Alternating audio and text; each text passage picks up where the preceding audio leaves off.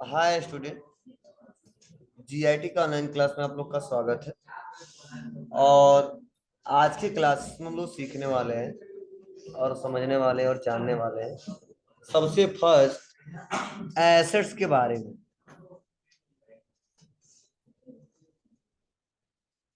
ठीक है, तो ध्यान दीजिएगा। एसेट्स का मतलब क्या होता है समझिए। एसेट्स मतलब होता है संपत्ति। क्या होता है? संपत्ति। लेकिन इसको अगर बताना हो, ठीक है, तो कैसे बताएंगे? क्या इसके लिए, चलो देखो, एक बिजनेस है। इस बिजनेस को चलाने के लिए, इस बिजनेस को चलाने के लिए वह सभी वस्तुएं जो व्यापार को चलाने के लिए हेल्प करती है, ठीक है, वो हमारा एसेट्स कहलाता है। अब देखो क्या मतलब है। बिजनेस को चलाने के लिए वो सभी वस्तुएं जो व्यापार को चलाने के लिए क्या करती है? हेल्प करती है, सहायता करती है, वो क्या कहलाता है? एसेट्स कहलाता है। या यूं कह सकते हो, वो सभी वस्तुएं जिसका बेनिफिट हमको फ्यूचर में लेना हो। कहाँ लेना हो? फ्यूचर में लेना हो, वो भी हमारे व्यापार के लिए क्या कहलाता है? एसेट्स कहलाता है। अब दोनों इस कंसेप्ट को हम समझाएंगे आपको। देखो, मैंने यह बताया कि वह सभी वस्तुएं जिसको हम लोग व्यापार को चलाने के लिए, ठीक है, सहायता में उसका इस्तेमाल करते हैं, ठीक है, वो भी हमारा एसेट्स कहलाता है। या वह सभी वस्तुएं जिसका हमें फ्यूचर में बेनिफिट लेना है, फायदा लेना है, उसे कुछ पैसा मनी अर्न करने हैं, जनरेट करने हैं, उसे भी हमें एसेट्स करते हैं। अब क्यों कहते हैं, क्या रीजन समझिए। जैसे सपोज मान लो मेरे बिजनेस के पर्पज से बताओ आप लोग, मेरे बिजनेस के पर्पज से, जैसे इस व्यापार को चलाने के लिए, ठीक है, इस संस्था को चलाने के लिए सबसे पहले हमारे यहाँ क्या क्या जरूरी है? क्या केवल कैश रहेगा तो चल जाएगा क्या मेरा व्यापार? नहीं चल पाएगा। ठीक है, सबसे ज्यादा जरूरी क्या है? तो देखो, मैं हेल्प की पहले बात कर दूं, जिसे समझा दूं, तब फ्यूचर की बात करूंगा, दोनों आपको कंसेप्ट अच्छे से क्लियर हो जाएगा। तो देखो, आप बताइए, जो मेरा कंप्यूटर इंस्टीट्यूट है, तो सबसे पहले मेरे लिए जरूरी क्या है? कंप्यूटर। कंप्यूटर अगर ना रहे तो क्या हमारे यहाँ तुम लोग पढ़ने आओगे? नहीं आओगे, क्योंकि कंप्यूटर ही पढ़ना है तुम लोग को। और मैं केवल क्लास में एक कंप्यूटर रख दिया, प्रोजेक्टर रख दिया और पढ़ा दिया, और लैब नहीं दे रहा हूँ, ठीक है, प्रैक्टिकल नहीं करा रहा हूँ, तो क्या पढ़ोगे मेरे यहाँ? नहीं पढ़ोगे। मतलब हमारे इस संस्था को चलाने की सबसे ज्यादा जरूरी क्या है? कंप्यूटर। क्या, चलो, क्या केवल एक कंप्यूटर से हो जाएगा क्या? नहीं, उस कंप्यूटर को रखने के लिए क्या होना चाहिए? बिल्डिंग। क्या होना चाहिए? बिल्डिंग। खुले में लाकर रख दे, आओ चलाते रहो, पढ़ते रहो, कोई जाएगा? नहीं, बिल्डिंग होनी चाहिए। चलो, क्या केवल बिल्डिंग से काम चल जाएगा क्या? नहीं, उसके लिए आप आओगे हमारे यहाँ एडमिशन कराओगे तो फर्नीचर चाहिए। बेंच, लाइक बिल्डिंग हो गया, उस बिल्डिंग के अंदर कंप्यूटर लग गया और फर्नीचर भी है, जिसपे आप लोग बैठ के अच्छे से पढ़ लो, या बैठ के अच्छे से लैब कर लो। बोलो। चलिए, क्या इन तीनों से केवल हो जाने वाला है क्या? नहीं, और भी जरूरी है। क्या है? तो मेरे अगर अच्छे से पढ़ाना है और सबको समझ में आए तो प्रोजेक्टर भी जरूरी है। बोलो। चलो, गर्मी का मौसम है तो फैन एसी भी जरूरी है। बोलिए। मतलब हेल्प का मतलब क्या? जैसा हम व्यापार किए हैं, उस व्यापार को चलाने को सभी वस्तुएं जो हेल्प करती है, सहायता करती है, जिस व्यापार सुचारू रूप से चलाया जाता है, उसी को बोलते हैं एसेट्स। जैसे मान लो हमारा एक स्मार्टफोन का दुकान है, तो स्मार्टफोन का दुकान का मतलब क्या है? उस स्मार्टफोन को हम खरीद के लेके चले आए, अब बोरी में कहीं लाकर रख दे, कस्टमर आएंगे? नहीं, उसके लिए हम एक बिल्डिंग में, एक रूम में, ठीक है, रैक बनवाएंगे उसके लिए, ठीक है, लाइटिंग की व्यवस्था करेंगे, कस्टमर को बैठने की व्यवस्था करेंगे, मतलब उतना ज्यादा सर्विस देंगे कि बेटर तरीके से हर दुकान से अच्छा हो, जिसे हम आसानी तरीके से सेल कर सके। बोलिए। फर्नीचर रखेंगे, ठीक है, तो वह क्या है? व्यापार को चलाने के लिए हेल्प कर रहा है। लाइट ना हो, अंधेरे में खूब बढ़िया अच्छा अच्छा फोन सस्ते में बेच रहे हैं, ठीक है। वहां रूम पे जा रहा है जब कस्टमर, तो पूरा अंधारा अंधारा लग रहा है, ठीक है, उजाला दिख ही नहीं, तो कहेगा नहीं पता चला फोन बेच रहा है, क्या बेच रहा है, ठीक है चलो। मतलब क्या है, हर एक दुकान के लिए, हर एक बिजनेस के लिए ये सब मिलेंगे। कुछ कॉमन है, कॉमन क्या है, बिल्डिंग, कॉमन क्या है, फर्नीचर, ठीक है, फैन, लाइटिंग की व्यवस्था, ये कॉमन हर एक व्यापार के लिए, चाहे कोई इंस्टीट्यूट हो या अदर कोई व्यापार हो। लेकिन अब अलग अलग व्यापार की पर्पज के हिसाब से अलग अलग एसेट्स लोग खरीदते हैं और उसका इस्तेमाल करते हैं, ठीक है। तो मैंने कुछ एग्जांपल आपको बताया है। और क्या है जरूरी, टाइम नहीं हुआ क्या बाबू अभी? अच्छा, तो क्या है, कैश, ये भी जरूरी होना चाहिए ना, कैश नहीं रहे तो भी अच्छे से व्यापार नहीं चला पाएंगे। उसके बाद बैंक बैलेंस, ये जरूरी है, कुछ पॉइंट्स हर एक व्यापार के लिए, ठीक है। लोन, लोन वालों को तो कैसे बनाएगा तुम्हारे पास, चलो ध्यान दो। मतलब क्या है, ये व्यापार को चलाने के लिए जरूरी है, ठीक है। ये व्यापार को चलाने के लिए हेल्प कर रही है कि नहीं कर रही है?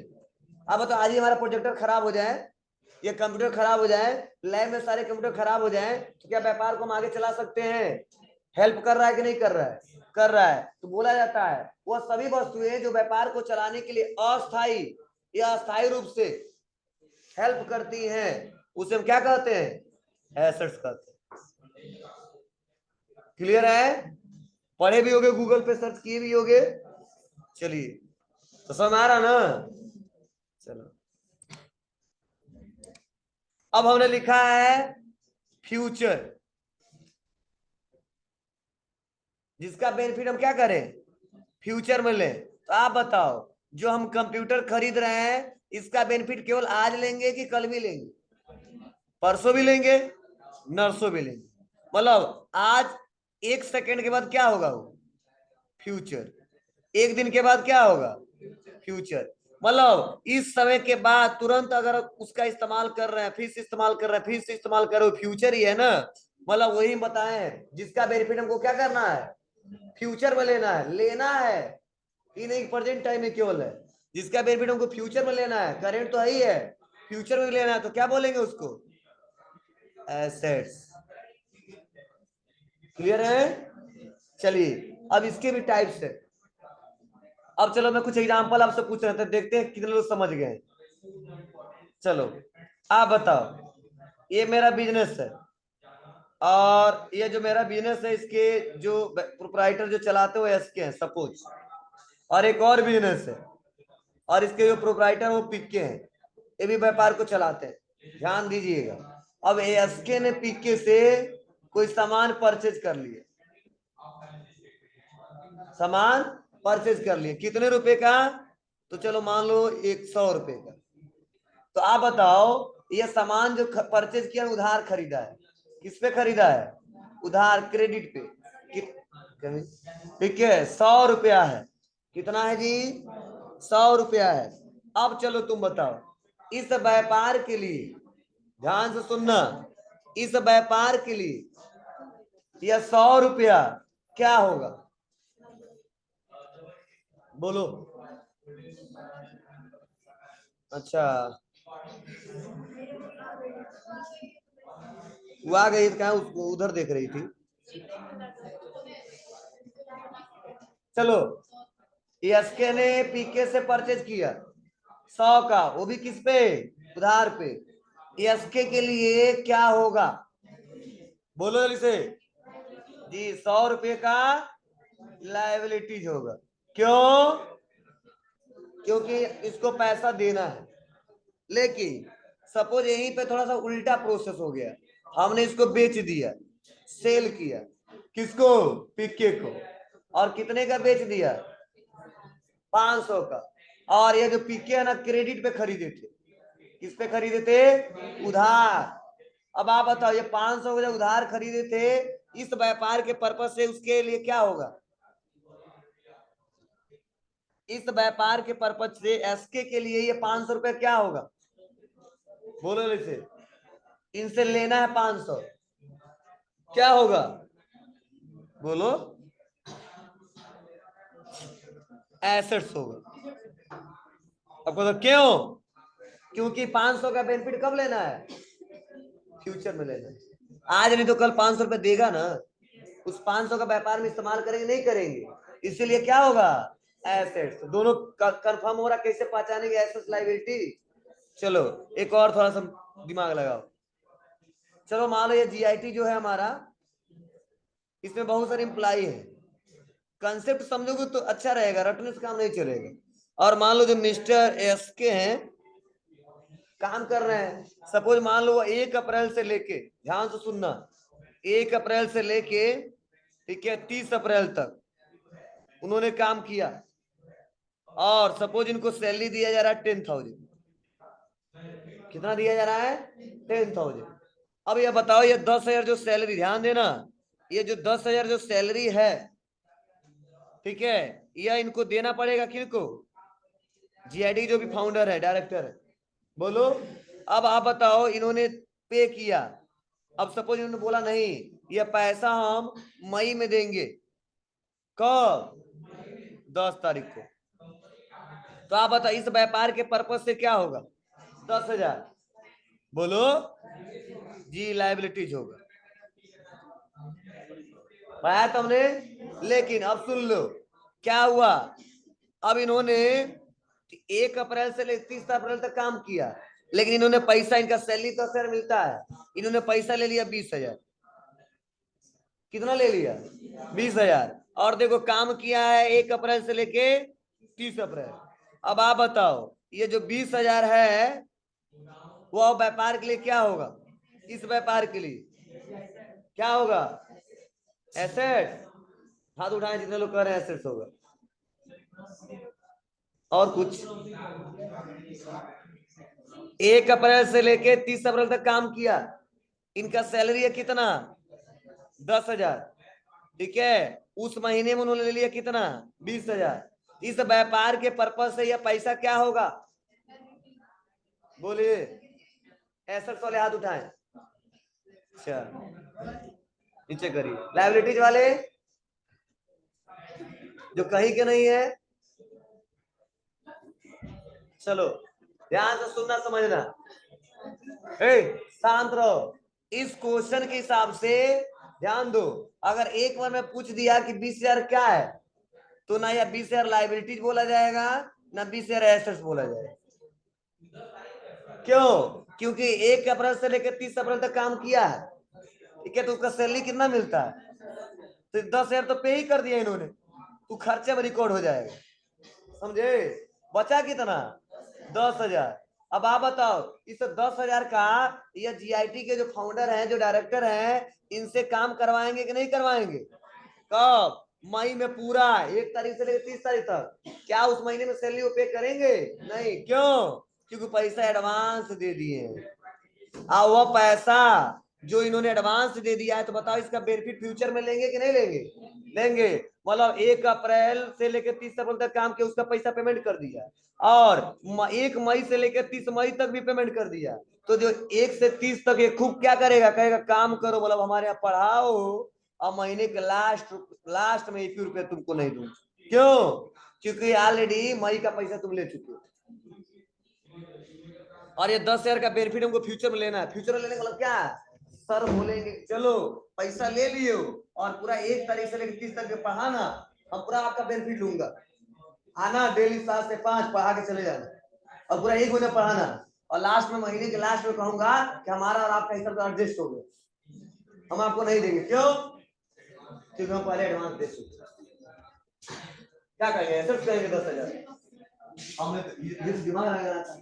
हम पूछे क्या खाएंगे, एसेट्स या लायबिलिटी, तो बताना चाहिए। इस समय अगर आप पूछ रहे हो, ठीक है, तो उसमें से 10,000 ही हमारा एसेट्स होगा और 10,000 लायबिलिटीज होगा, ठीक है, तो आपको बताना चाहिए ना। क्या? अरे यार सुन लो, अगर 10,000 ले लिया, पढ़ाए ना, फिर भी पैसा देगा ना, कई रास्ता उठाएगा, गाड़ी उसको छीन लेंगे। कहाँ है पैसा? नहीं हो जाएगा, पढ़ाई नहीं करेगा, क्या करेगा? ठीक है, अब पढ़वाए से खेत में काम करवाए, ठीक है, जब 10,000 लिया है तो देना पड़ेगा। बोलो, कुछ बैंक से लोन निकाल के हमको दे, या कहीं कमा के दे या किसी से कर्ज लेके दे। हमारा तो संपत्ति है ना, उसका कर्ज वो जाने। हमारे हमारे व्यापार के सब तो सोचना, उसके सब नहीं सोचना। ले लिया एडवांस तो पढ़ा के चुका है या पापा से मांग के चुका है, ठीक है, या कहीं जाके दूसरे जगह काम करके चुका है, देना पड़ेगा, मेरे लिए संपत्ति, ठीक है। बोलो, और कोई कंफ्यूजन पूछ लो, तुम किस पेज पे पूछे हो बताओ। हमारे लिए कर दो 20,000 का काम करवा 20,000 हमारे लिए कर दो, हमारा हमेशा संपत्ति रहेगा 10,000। जितने का काम करा उतना पैसा दे दिया और नहीं दिया तुम कर दोगा ना। हाँ, अप्रैल मई 2 महीने काम करवाया 10,000 दिए, 10,000 लाइबिलिटीज हो जाएगा, क्योंकि उसको 20,000 देना तो 10,000 दिए, 10,000 और देना होगा जब एडवांस पैसा दे दिए तब,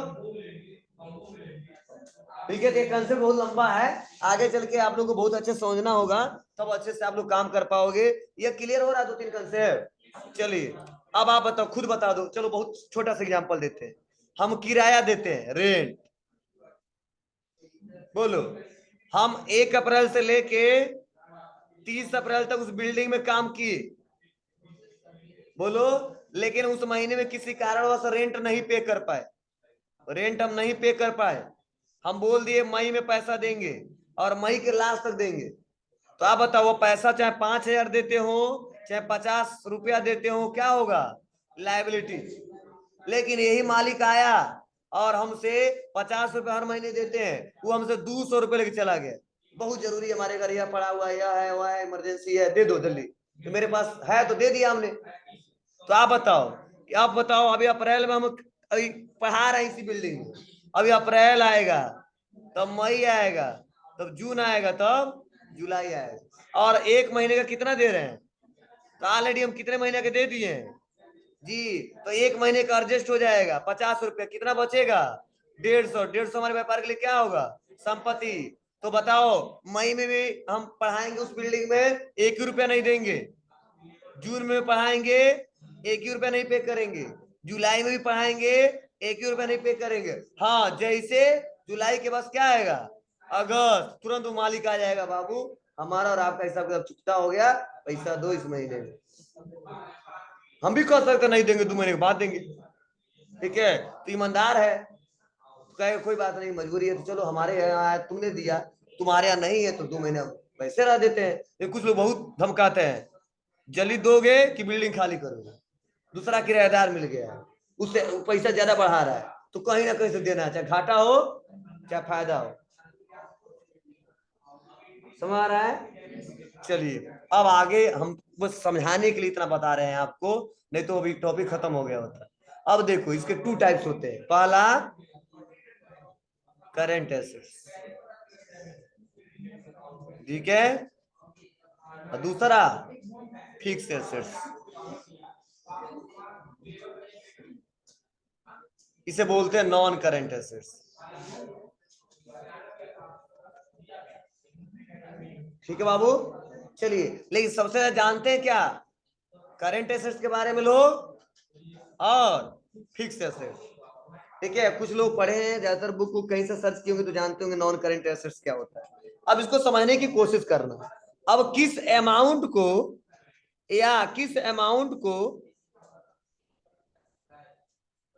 या किस हम वस्तु को, ठीक है, गुड्स को हम लोग क्या करेंगे?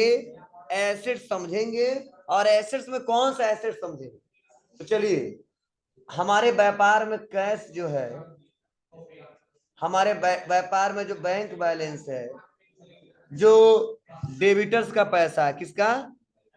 डेबिटर मतलब कस्टमर, क्या है? कस्टमर का पैसा है, या मेरे पास जो माल पड़ा हुआ है स्टॉक, इसी को समझाऊंगा तो अच्छा समझ आ जाएगा। अब बताओ, कल ही हम समझाए थे करंट एसेट मतलब शॉर्ट टर्म बेसिस, याद है, और फिक्स और नॉन करेंट मतलब लॉन्ग टर्म बेसिस। तो बताएंगे वह सभी वस्तुएं जो शॉर्ट टर्म बेसिस के लिए हम व्यापार में क्या करते हैं? इस्तेमाल करते हैं, और उसका वैल्यू हमेशा चेंज होता रहता है, जिसका वैल्यू हमेशा चेंज होता रहता है, उसी बोलते हैं करेंट एसेट। हमको ये कैसे? चलो, आज मेरे पास, आज की बात कर रहा हूं, मेरे पास 500 रुपया है, कल ऐसा भी हो सकता है कि 0 हो सकता है। कुछ खरीद लिया, किसी को पेमेंट दे दिया, और परसों यही 500 जगह 5000 भी हो सकता है। नरसों यही 5 लाख रुपया भी हो सकता है। हो सकता है, नहीं हो सकता है, आगे चल के भी 1 लाख रुपया हो सकता है। मतलब उसी दिन, उसी फाइनेंशियल ईयर में, उसी महीने में हमेशा कैश घटता और बढ़ता रहता है। ठीक है, इसे बोलते हैं करंट एसेट। आप बताओ, बैंक की बात करूं, आज बैंक में 1000 है, तो क्या कल 1000 ही रहेगा? अगले महीने में 1000 ही रहेगा? कम भी हो सकता है, ज्यादा भी हो सकता है। आप बताओ डेबिटर्स, आज कस्टमर का पैसा 100 रुपए बकाया है, कुछ 100 रुपए रहेगा, 50 भी हो सकता है, 10 भी हो सकता है, 500 रुपया भी हो सकता है। स्टॉक, आज माल मेरे पास पड़ा हुआ 1 लाख रुपए का, कुछ नहीं कल 1 लाख रुपए का ही पड़ा रहेगा, 2 लाख भी हो सकता है, 20,000 का भी हो सकता है। मतलब यूं कह लो, वह अमाउंट, वह सभी वस्तुएं जिसका व्यापार में अमाउंट, बैलेंस लगातार उस फाइनेंशियल में घटता बढ़ता रहता है, उसे बोलते हैं करंट। ठीक है, क्या बोलते हैं जी। और फिक्स एसेट मतलब वह सभी वस्तुएं जिसका लाइफ 1 ईयर या 1 ईयर से ज्यादा हो, अब व्यापार में उसका इस्तेमाल लंबे समय तक करना यूज, और उसका बैलेंस साल भर में एक बार घटता बढ़ता है, उसे बोलते हैं fix asset, non current asset. जैसे मेरा कंप्यूटर है, आप बताओ कंप्यूटर खरीद के लिए क्या आया, तो डेली इसका रेट घटेगा बढ़ेगा? नहीं। हाँ, डिप्रिसिएशन चार्ज होता साल भर में एक बार। चलो, प्रोजेक्टर डेली घटेगा बढ़ेगा? नहीं। ठीक है, ये हमारा फैन, हमारा लाइट या एसी, ये सब क्या है, क्या आज ही बार इस्तेमाल करेंगे क्या? एक ही साल कंप्यूटर खरीदे तो इस्तेमाल करेंगे नहीं, 1 साल भी चलेगा, 2 साल भी, 3 साल भी, 4 साल भी, बस क्या होगा, थोड़ा बहुत खर्चे लगे, किसके? मेंटेनेंस। मान लो चला रहा हूँ, पता नहीं स्क्रीन नो आया, क्यों नहीं आ रहा, उसको बनवाना पड़ेगा। बोलो, मान लो प्रोजेक्टर है, लेंस सही से काम नहीं कर रहा, उसको बनवाना पड़ेगा। एसी है, धूल बहुत ज्यादा हो गया, उसका सर्विसिंग कराना पड़ेगा। बोलो, कुछ दिक्कत हो गया, चलिए रहे, क्यों एसी में लगाए, ठंडा के लिए खाली गर्मी हवा दे रहा है, ठीक, उसको बनवाना पड़ेगा। मतलब उस फिक्स एसेट बोलते हैं, और इसको लंबे समय तक व्यापार में इस्तेमाल करते हैं। जैसे फर्नीचर, पता नहीं कितने साल से कितने लड़के पढ़ के चले गए, ये ऐसे पढ़ा ही पढ़ा है, बस कोई दिक्कत क्या होता है, टूट जाता है, कील निकल जाता है, बिल्डिंग छोड़ देता है, बुला लेते हैं किसको? बिल्डिंग करने वाले को, कारपेंटर को। वो आके क्या करता है, बनाना चला जाता है, कुछ खर्चे दे देते हैं कि पूरा टूट जाता है कि भाई नहीं, हम चले जाएंगे, रहेगा से अगर सही से बचा कर रखे तो। ठीक है, इसे लड़ाई नहीं करना है, आगे बढ़ जाना है। ठीक है, हाई होना नहीं चलेगा, ये चल सकता और इसे चल सकता, ठीक है, ये नहीं चल सकता। क्यों? क्यों? मुझे लगता है कि हमारे जाते जाते सारा इसका पार्ट मुझे बदल जाएगा, बस लगेगा हुआ है, लेकिन सब पुराना नया हो जाएगा। ठीक है, क्योंकि उतना ज्यादा दिन नहीं टिका रहता है। तो चलिए, मान लो हमारे बिल्डिंग में जो व्हीकल्स हैं, बिल्डिंग हमारे जो बिजनेस में व्हीकल्स हैं, गाड़ियां, अरे कई सारे व्यापारी जैसे, ठीक है, सामान मंगवाता है, लेके जाता है, कहीं भी घूमता है, ठीक है, तो वो बिल्डिंग्स हो गए, व्हीकल्स, मतलब जितने हैं सारे एसेट्स हैं। कौन से एसेट्स हैं? Fix assets. ठीक है, तो कोई पूछेगा कि करंट एसेट्स के कुछ एग्जांपल बता दीजिए, तो बताना कैश है, बैंक है, स्टॉक है, ठीक है, डेब्टर्स का अमाउंट है, ये सब क्या है, करंट एसेट्स है। क्यों है? क्योंकि इसका बैलेंस लगातार घटता बढ़ता रहता है। और लगातार घटता बढ़ने का क्या मतलब है, आज कैश इतना है, कल ज्यादा हो सकता है, उसके अगले दिन कम हो सकता है, इसीलिए बोलते हैं कि लगातार घटता बढ़ता रहता है, और कुछ फाइनेंशियल ईयर में फिक्स नहीं रहता, इसीलिए बोलते हैं करंट एसेट्स। लेकिन कंप्यूटर है, बिल्डिंग है, प्लांट एंड मशीनरी है, ठीक है, फर्नीचर है, प्रोजेक्टर है, ये सब क्या है, ये लंबे समय तक यूज करेंगे, और इसका बैलेंस हमेशा घटता बढ़ता नहीं रहता, इसीलिए इसे बोलते हैं फिक्स एसेट्स। ठीक है, चलिए, क्या जी, पढ़ ले तो ना, कुछ लिखा भी गया इसके बारे में। कहा जरा, वे सभी वस्तुएं जो अस्थाई या अस्थायी रूप से व्यापार को चलाने में मदद करती है, एसेट्स कहलाती है। एसेट्स किसी ऑर्गेनाइजेशंस के ऐसे इकोनॉमिक्स रिसोर्स होते हैं जिसे मनी के रूप में मेजर किया जा सकता है। ठीक है, जैसे भवन, कंप्यूटर, कैश आदि। एसेट्स को मुख्य रूप से दो भागों में विभाजित किया गया है। पहला फिक्स एसेट्स। फिक्स एसेट में देखो बताया जा रहा है ऐसे एसेट्स जिसको किसी बिजनेस में लंबे समय तक प्रयोग किया जा सके, फिक्स एसेट्स कहलाते हैं। जैसे land, building, machinery, plant, furniture. चलिए, उसके बाद से करंट एसेट्स, ऐसे एसेट्स जो शॉर्ट टर्म बेसिस हो, जैसे डेबिटर्स का अमाउंट, मतलब कस्टमर का पैसा, ठीक है, स्टॉक जो मेरे पास माल पड़ा हुआ है, कम भी होगा ज्यादा भी होगा, बिल्स रिसेबल, मतलब जिस बिल के अगेंस्ट पैसा हमको लेना है, ठीक है, कैश, बैंक बैलेंस आदि। इन एसेट्स का बैलेंस लगातार घटता बढ़ता है, इसीलिए इसे फ्लोटिंग एसेट्स भी कहते हैं।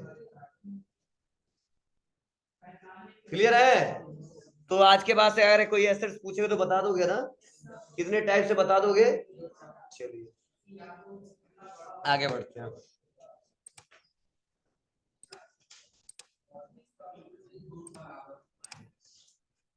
नेक्स्ट अगला है एक्सपेंस।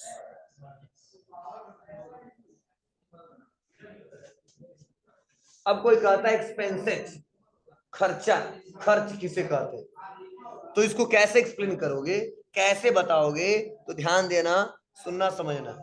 बताया जाता है कि एक व्यापार को, एक बिजनेस को चलाने के लिए, ठीक है, जो अमाउंट हम पे करते हैं, क्या पेमेंट करते हैं, वही व्यापार के लिए क्या कहलाता है? एक्सपेंस कहलाता है। अब चलो एक दूसरे शब्द में बोल दें कि हम लोग इसको बोल सकते हैं कि एक बिजनेस किसी प्रोडक्ट को प्रोड्यूस करने से लेके, प्रोड्यूस, ठीक है, करने से लेके, ठीक है, जब तक वो फिनिश गुड्स न तैयार हो जाए, तब तक के होने वाले सभी खर्च क्या कहलाते हैं? एक्सपेंस का। अब क्या क्या हो सकता है बताओ? सबसे पहले हम खरीदेंगे रॉ मटेरियल, याद है आपको? उसको लेके कहाँ जाएंगे? फैक्ट्री में। फैक्ट्री से कहाँ? वर्क इन प्रोग्रेस होगा। वहां से क्या? फिनिश गुड्स में तैयार होगा। वहां से कहाँ जाएगा? शोरूम में जाएगा। वहां से कहाँ जाएगा?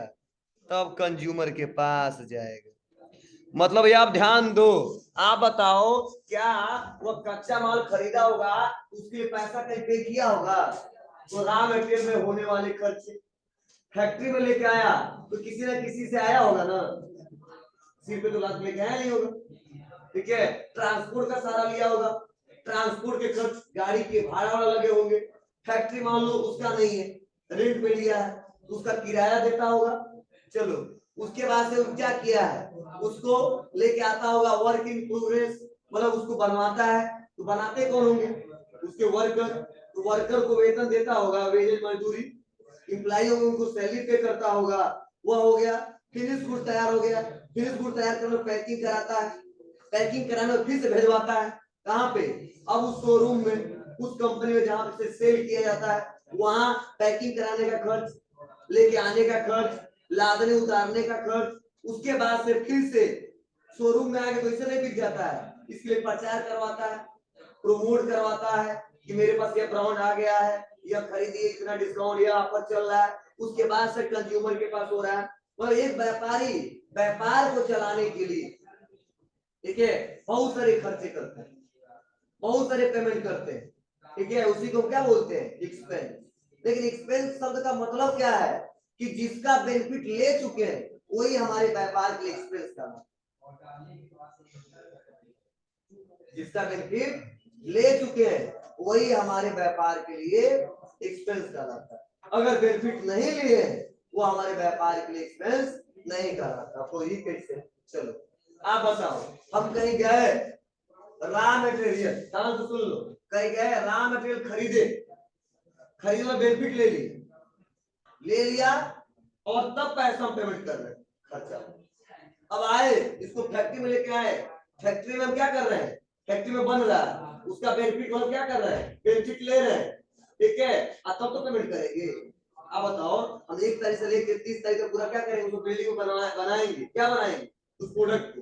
तब तो लास्ट उस महीने के लास्ट 1 तारीख को या अगले महीने में 10 तारीख को पे करेंगे। ठीक है, आप बताओ, हम पढ़ाते हैं सर क्या, ठीक है, खर्चे आज ही रिकॉर्ड कर लेंगे, नहीं 1 तारीख से लेकर 30 तारीख हम पढ़वाएंगे, मतलब हमारा सैलरी देकर कहेंगे इतना का खर्चा किया, अगर आज दीजिए खर्चा कर देंगे, नहीं कहेंगे एसेट्स एडवांस दिया।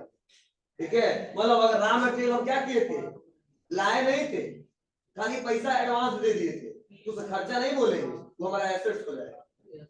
ठीक है, बिल्डिंग में लेके आए, ठीक है, अब ये बिल्डिंग का इस्तेमाल ही नहीं किया, पैसा पहले दे दिए, वो एसेट्स हो जाएगा, हम बेनिफिट लिए, पेमेंट कर रहा हुआ खर्चा हो जाएगा। ठीक है, वर्क इन प्रोग्रेस, हम वर्कर को बोले चलो हमारे यहाँ काम करने आ जाना, और उन्होंने बोला बहुत जरूरी है पैसा दे दो, हम पैसा पहले दे दिया, काम किया ही नहीं, तो हमारा खर्चा हो जाएगा, नहीं, जब वो पूरा काम नहीं करेगा, जब काम करे तो कहेगा इतना रुपया पेमेंट कर दिया, नहीं करे तो एडवांस चढ़ा दो। ठीक है, तो कुछ लोग काम करने के बाद देते हैं, कुछ काम करने के पहले देते हैं, तो काम करने के पहला पैसा दे दिया तो एसेट्स हो जाएगा, उसका बेनिफिट होगा फ्यूचर में लेना, काम किया तब पेमेंट किया तब बोले खर्चा किया।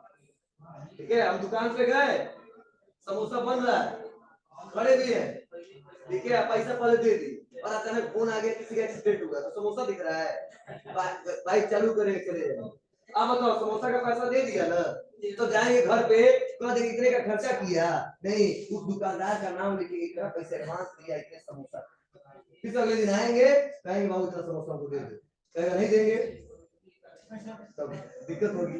ठीक है, बोलो उस पैसे का बेनिफिट फ्यूचर में लेगा, अब समोसा खा के ले या पैसा रिटर्न कर तुम्हारे ना। चलो बहुत आगे हम लोग पढ़ेंगे क्या करके। देखो टैली में 3 बैच जो पढ़ाएंगे, 3 बैच, मतलब 7 वाला 8 वाला 9 वाला 3 को जो बैच पढ़ाएंगे, और एक 10 बजे खाली टैली पढ़ाएंगे, दोनों को बराबर हो जाती है, मतलब इसमें बोलना ज्यादा पड़ता है, और जो तो बोलेंगे नहीं, आज समझाएंगे नहीं, बस कॉपी के हिसाब से किताब के हिसाब से पढ़ पढ़ के समझा देंगे, तो आप लोग कोई क्वेश्चन नहीं कर पाओगे। कब? अब 1 हफ्ते के बाद यही लेक्चर जो सुने रहोगे, कहानी समोसा वाला, देखिए रेंट वाला, सैलरी वाला, तब तो दिमाग लगाओगे तो आप लोग कैसे सर दे जाओगे। ठीक है, नहीं लगाओगे तो सोच रहे हो रट ले, और रट के 21 सवाल का जवाब दे दे, नहीं दे पाओगे, इसलिए हम चर्चा कर रहे हैं, उसलिए सब समझाने बाद फिर से टॉपिक को पढ़ा दे रहे हैं, इसका मतलब क्या है। ठीक है, ध्यान दीजिएगा। मतलब अगर एक शब्द में बताना है एक्सपेंस किसे कहते हैं, क्या बताओगे? जिसका बेनिफिट ले चुके हैं फिर पेमेंट कर रहे हैं, वही हमारे व्यापार के लिए क्या कहलाता है? खर्चा। दुकान पे गए, पेन खरीदा, पैसा दे दिया, क्या बोलेंगे? खर्चा कर दिया। पेन नहीं लिया, पैसा दे दिया, खर्चा नहीं किया। ठीक है, तो चलिए ध्यान दीजिएगा। अब सवाल यह कि सर कितने टाइप्स होते हैं, टाइप्स ऑफ एक्सपेंस। 2 टाइप्स होते हैं, कितने? 2, एक है इनडायरेक्ट,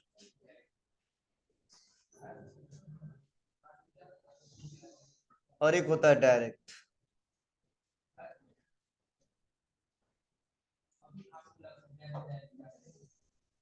चलो इस पे हम लोग ज्यादा चर्चा करेंगे, आज भी करेंगे, कल भी कर सकते हैं, आज हो जाए तो समझ में बहुत अच्छा, नहीं समझ आएगा आगे चर्चा करेंगे। चलो हम समझाने वाले हैं पहले डायरेक्ट के बारे में। क्या है डायरेक्ट के बारे में, सुनना समझना। सपोज एक कंपनी की बात करूं तो अच्छे समझ में आएगा। एक कंपनी है, उस कंपनी का नाम है टाटा। क्या है? टाटा, नाम सुने ही हो।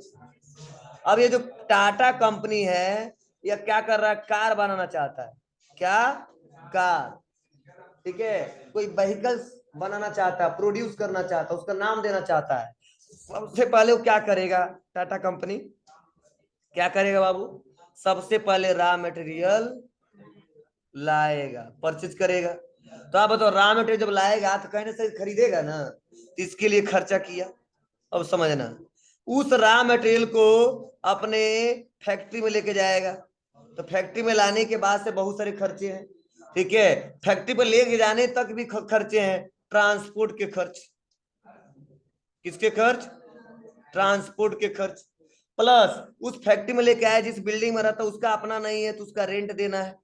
अब समझना, जितने वर्कर हैं जितने वर्कर हैं फैक्ट्री में, जितना वर्कर रहते हैं उनको वेजेज, सैलरी नहीं दिया तो उनको वेजेज दिया जाता है। और जितने एम्प्लॉय हैं, क्या है, एम्प्लॉय हैं, उनको सैलरी दिया जाता है। समझे ना? चलिए अब ध्यान से सुनना समझना। इसके अलावा इस इतना ही से काम चल जाएगा क्या?